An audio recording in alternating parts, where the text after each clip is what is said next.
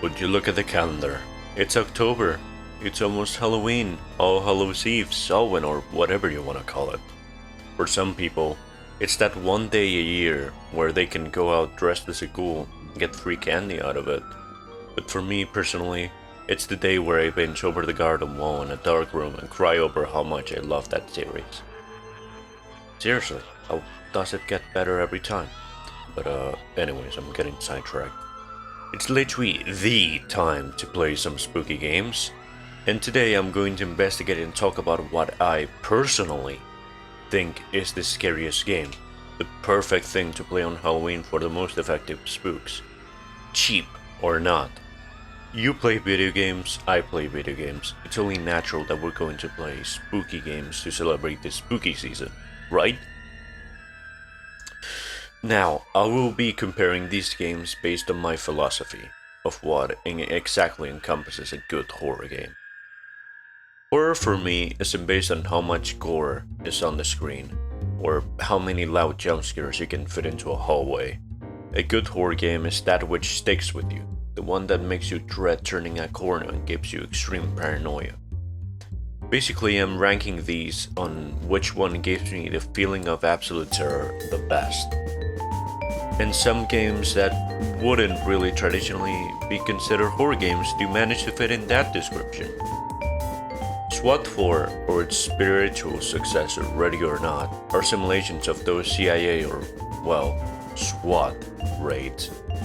The games are extremely tense, gunfights don't go like they do in other games, you will be injured badly with just a shot. The AI is extremely intelligent. They can hide in closets, under beds, and even take cover in the general environment, which means that 99% of the time you'll be shooting at muzzle flashes in the dark. And these games aren't just extreme suburban suspense, they've got some spooky missions. From cold compounds and generally freaky places, one of the highlights definitely has to be the Fairfax resident in SWAT 4, where you serve an arrest warrant for a suspected serial killer, Lawrence Fairfax. The Fairfax residence is an absolute house of horrors, underground tunnels, schizophrenic ramblings, and whatever this is.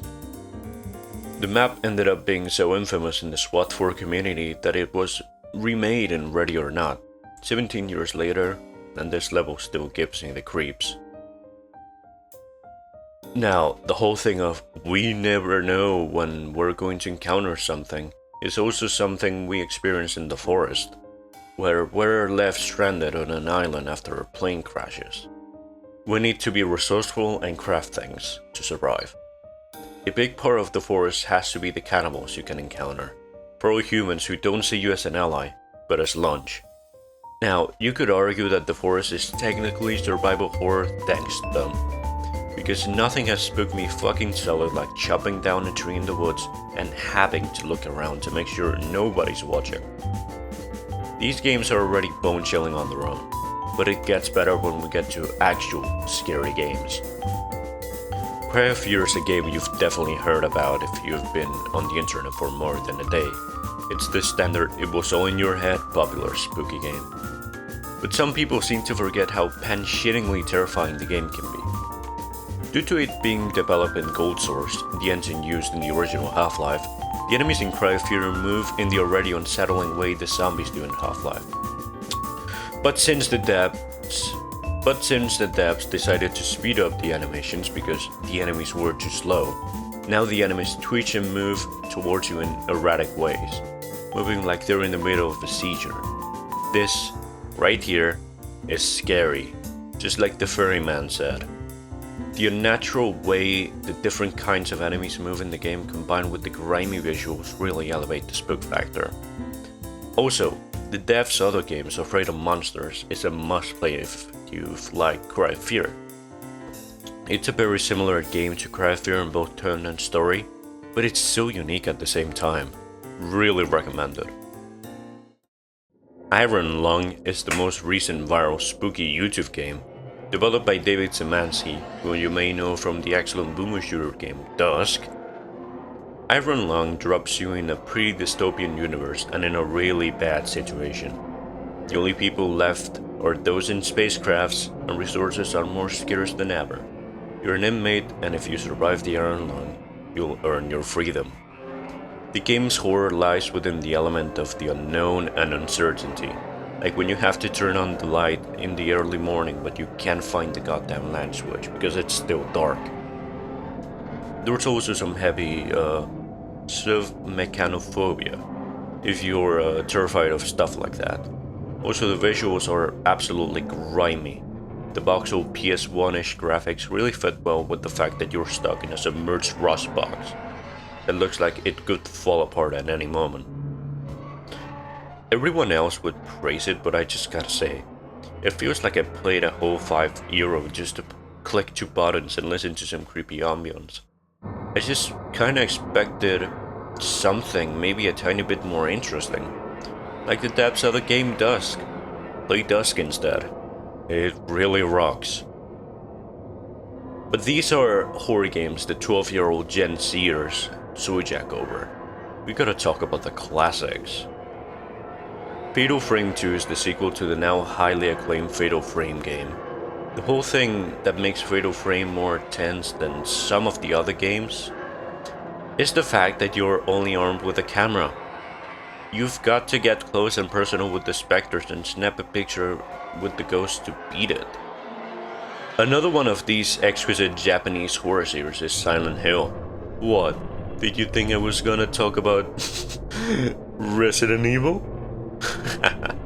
Were those even scary? Anyways, Silent Hill was made by Team Silent at Konami, back when they weren't desecrating franchises to make pachinko machines and NFTs. Konami were respected in the game industry. They had a respectable catalog of bangers, and they kept making more. Silent Hill is now considered a household name in the horror series, and it's regarded as the Mona Lisa of the entire genre, basically. So, since I can't just talk about the main 4 Silent Hill games for as much as I'd like, let me quickly summarize what makes each of them spooky. Silent Hill 1 might be overshadowed by, clearly superior sequels, but it's still golden. The other role is an absolute Detroit simulator when you don't know how good it is to turn your flashlight off. The aggro never ends. It never fucking ends. Amazing game. 2 is the poster boy for the series, and justifiably so. It has the best story. But the thing that I don't like from 1 and 2 is that you get a fuck ton of ammo and it stops feeling like you're in danger after a while. 3 fixed that for me. It has more limited resources and the enemies are really scary and dangerous, just like 1. The melee combat is smoother, easier to control, but also simultaneously not as powerful as the one in 1 and 2. On top of that, I personally believe that it has the best visual design out of the 3. Also, it performs so much better in PC compared to the first 2. Heather is also my favorite protagonist. The fact she's small makes the enemies more menacing, especially the tall ones. I love that it expanded upon 1's cold storyline as well. My only issue with 3 is that it only has 1 real ending, and that it's a bit shorter than the other games. And 4 is a very interesting concept and storyline. Shame that it both has some of the most pen-chillingly terrifying scary moments and some of the most downright silly sequences. So I guess my ranking of Silent Hill games would be 3, 2, 1, and 4. And don't get me wrong, I loved all 4 of them. Just that 2 gets knocked down heavily because of the balancing and gameplay design issue, despite having the best story. And 4 has its moments, but it's very silly. Now, the Silent Hill games heavily played with the fear of the unknown, with the dense fog. What used to be a way to mask a technical challenge since the PS1 couldn't really render a whole town, that make the console explode. They decided to raise the tension up to 11 with it. Also, we're getting some new Silent Hill stuff in the future, including a remake of the second game that I really can't say how I feel about. Sure, a whole new generation will be able to play this classic without having to go through hell and back to get it properly working, but it's also made by current Konami, the guys who made Metal Gear Survive. Never mind, I'm getting sidetracked. Also, since I'm on the subject of horror classics now, let me just say, I don't know how to feel about the fact that Amnesia is now considered a horror classic. I vividly remember being 7 and watching PewDiePie losing his shit at some barrels. Actually, since I just mentioned Amnesia, Amnesia The Dark Descent was the original YouTube praise horror game, even before Slender I think. Made by Frictional Games who were coming off hot from finishing off the Penumbra trilogy, Amnesia serves as a spiritual successor and a huge leap both technically and in quality. Sorry, Black Plague. The story is great and all, but everything else is exceptional. The atmosphere is perfectly Lovecraftian, the monsters you encounter are horrifying in design and implication, the puzzles are decent, they're easy most of the time except for that damn lever thing. The sanity meter was a realistic mechanic, for I also have a sanity meter that goes down the more I go on Twitter. Having lamp oil be a scarce resource kept you on your toes alone. This is one of those games that really benefits from immersing yourself in it, which is why I play them in the dark, with no other computer screens on, and then I take off my clothes, so I feel more psychologically vulnerable. But talking more seriously, this game was revolutionary in the sense that it brought some Lovecraftian concepts into the mainstream indie horror scene, the rise of these concepts being the fear of the unknown. It was H.P. Lovecraft who said, "The oldest and strongest emotion of mankind is fear, and the oldest and strongest kind of fear is the fear of the unknown." This is why the game is mostly pitch black.